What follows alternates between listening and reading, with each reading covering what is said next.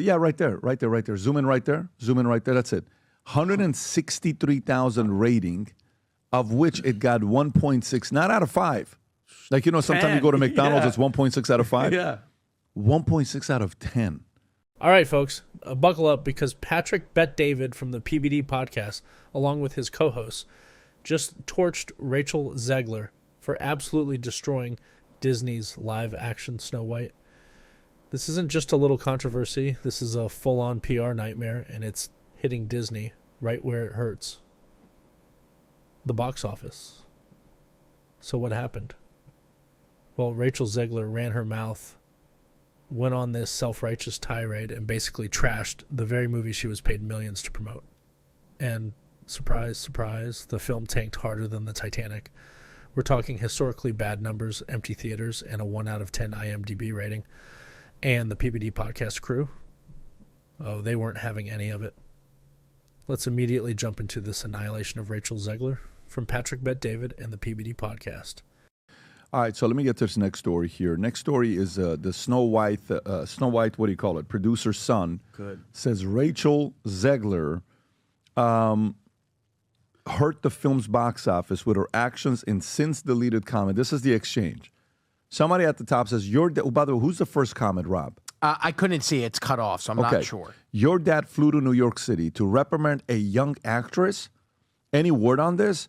Because that's creepy as hell and uncalled for. People have the right to free speech. No? Shame on your father. So the guy responds. You really want to do this? Yeah, my dad, the producer of enormous piece of Disney IP with hundreds of millions of dollars on the line, had to leave his family to fly across the country to reprimand his 20-year-old employee for dragging her personal politics into the middle of promoting the movie for which she signed a multi-million-dollar contract to get paid and do publicity for. This is called adult responsibility and accountability. And her actions clearly hurt the film's box office. Yeah, I mean, this is a basic common sense. You don't trash the product you're supposed to be selling. Patrick Bet-David on the PBD podcast lays it out perfectly. This isn't just about Rachel Zegler running her mouth. This is about being a professional. Disney put hundreds of millions into this movie, and she single-handedly made it radioactive. And yeah, free speech is a thing, but so is accountability. If you start bad-mouthing your employer while cashing their checks, don't be shocked when they fire back. I don't know about you guys, but if I showed up to work and started talking trash about my own company, I wouldn't have a job by the end of the day. Actions have consequences, and Patrick Bet-David just called that out perfectly. Free speech does not mean you're allowed to say whatever you want in your private employment without repercussions. Tens of thousands of people worked on that film, and she hijacked the conversation for her own immature desires at the risk of all the colleagues and crew, blue-collar workers who depend on that movie to be successful. Narcissism is not something to be coddled and encouraged. Tom. Thank you, Jonah Platt. Oh, my gosh. He's absolutely right. You know, the first person, your dad flew to New York to reprimand a young actress. No, he flew to New York to reprimand an employee or a contractor who was employed on the film. And, she's exercising freedom of speech. Well, guess what? If somebody walks into Pat's office and says, I think you're a piece of crap and you don't run the company very well, and says, okay, well, look, I'm sorry you don't want to work here anymore, and we've set that up right now. Goodbye. You get your wish.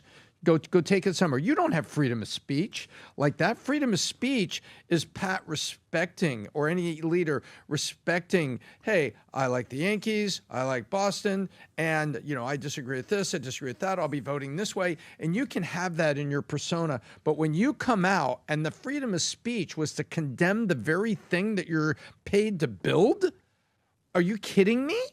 That someone, I'm more shocked by the post that came before than the one that came after. Because the one that came before is someone who obviously has no clue, literally no clue, to conclude that. And I love Platt's first saying, you really want to do this? Yeah. I love his first saying, you really want to do this? Yeah. I love that. Rob, do me a favor. Go to IMDb and just type in Snow White IMDb. Okay? Watch this here, folks. Go to Snow White. Look at the reviews. 1.6. Was that? No, look at how many reviews there is. Zoom in if you could, Rob. Does it show you or no? 562 user reviews. No, that's not the one, Rob. It's, Higher? it's if you go, there's 163,000 reviews, Rob. 163,000 reviews. I just texted it to to the you. top right, maybe, Rob? Yeah, right there. Zoom in right there. That's it. 163,000 rating, of which it got 1.6, not out of 5. Like, sometimes you go to McDonald's, it's 1.6 out of 5. Yeah. 1.6 out of 10. That's not just bad. That's laughably bad. Like, you got to actually try to fail that hard. And when you look at how Rachel Zegler acted leading up to this release, it's no surprise. And let's be real. Patrick Bet-David and the PBD podcast nailed it when they talked about this. This is exactly what happens when a company goes woke and forgets who their actual audience is. Disney used to be about making magic. Now it's just about pushing an agenda. And the people, they aren't buying it. Vinny, you know what that is? How bad is that? You took a test. You got a 16 on it. it's Those calculus. how do Tom, you what are get a gonna do? 16? Yeah. What are the most rated movies on IMDb? What are the worst rated movies on IMDb? Probably Ishtar or something like that. Going back. Bottom of what is it? I mean, I'm going through some of these lists here. 160 something thousand reviews. Maybe it hasn't updated yet. With a 1.6 stars. Absolutely embarrassing for somebody. Did you see the clip of her at the theater watching it by herself? Have you seen that one or no? I don't know if you saw that or I think not. I saw a brief little. Yeah, Adam, what are your thoughts on this? Well, I think there's a common theme here. I think the Democratic Party and Disney are attached at the hip. So I think there's a common thread with approval ratings and the stock price of what's happened with the Democratic Party and with Disney. You know the famous phrase, go woke, go broke? Right now, Disney, their big blockbuster movie has plummeted, much like the Democratic approval ratings that reached, I think, an all-time low at 27%? So, they say that numbers talk, BS walks, words talk, numbers scream. People are screaming, Disney, get it together. Who is the Disney's customer? You talk about this all the time, Pat. It's families and it's parents who are paying for their kids to go to movies or go to theme parks or buy products. And you have parents looking at Disney being like, what are you doing, guys? This is supposed to be a place where magic happens. And all you're doing is indoctrinating kids. And you're having this person be the poster child of the Democratic Party. She is basically the AOC of Disney. And if you want to, or the Jasmine Crockett of Disney. I know we want to talk about her today, but if you want to look at why the Democratic Party has reached all-time lows, look no further than what Disney is doing with their woke, DEI, feminist agenda. I want you to watch this here. Rob, play that clip that you had real quick. And then I'm going to show you what Bob Iger said about the movie. Go for it.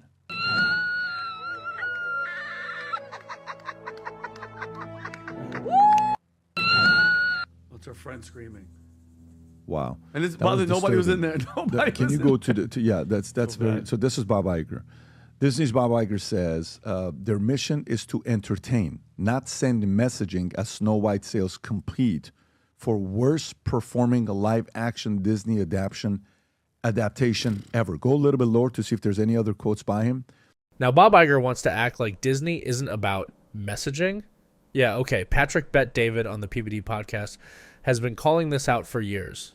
Disney isn't focused on entertainment anymore. They're focused on virtue signaling, and it's killing their brand. I mean, look at the numbers. Disney lost $200 billion in 4 years. Let that sink in. That's not a small dip. That's catastrophic, and it's not an accident. This is what happens when you start lecturing your audience instead of entertaining them.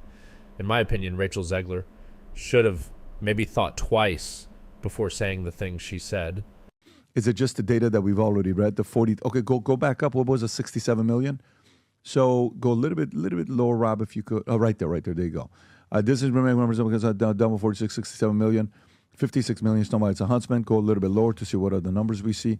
Critics have been kind, giving the film a dismal 44% on Rotten Tomatoes, when the audience score smiling forgiven 74%. Mustafa, Lion King, go a little bit lower.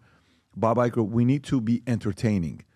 Hyperwatch shareholder. This isn't the first time Disney has scrutiny. I'm a billionaire. Infusing messaging is not what we're up to. Iger said. We need to be entertaining. His comments were likely aimed at critics like Peltz, who accused Disney of leaning too far into woke storytelling at the expense of financial performance. And by the way, do you know what Disney's stock was, what number it reached? If you go to Disney it was stock, almost at, I think, 190 in 2020. you just go to 5 years. Just go to 5 years. So right there, go to 197. The market cap at that time was roughly a $400 billion company. Yeah. Give or take a $380 billion company, $370 billion company. You know what it is today? A $181 billion company. Yeah. They've lost $200 billion in the last 4 years, Vinny. Jeez. $200 billion $100 billion in the last 4 years. I mean, I'm on not his surprised. watch. 200 billion. And by That's the way, ridiculous. $200 billion. Yeah, and they have solid PE ratios. 32 point. Tom, how good of a PE ratio is 32.66? That's still pretty strong. That's for still media. pretty strong. So, meaning they could, I mean, for there's media, room to fall. there a lot of room to fall. So Really? if this was a 20x PE ratio, you're looking at a $100 billion company. So I don't know. I don't know what's going to happen here, but sometimes when you're trying to make a move and make changes in an organization, the way Trump does it, Trump came in and he took the biggest company in the world and he made immediate changes in 60 days. Iger needs to be inspired a little bit by Trump to come in and make immediate changes. Step down, bring somebody else to make immediate changes. They're using the 5-year method. Well, in the movie business, it takes a long time to do that. Nothing takes longer than government. Nothing. So if a president can come in and move things within 60 days, Bob, you can come and move things as well. But you're moving super slow, and one guy's making you look bad, and it's a different executive of the biggest company in the world. That's Trump. Tom. Look, at the end of the day, Patrick Bet-David and the PBD podcast were 100% right to call this out. Rachel Zegler sabotaged her own movie. Disney doubled down on woke nonsense, and now they're paying the price. The audience has spoken. They're done with this nonsense. They don't want lectures. They want stories. And if Disney wants to survive, they need to wake up fast. Otherwise, they're just going to keep losing billions. What do you guys think? Did Rachel Zegler ruin Snow White, or was this disaster bound to happen? Let me know down below.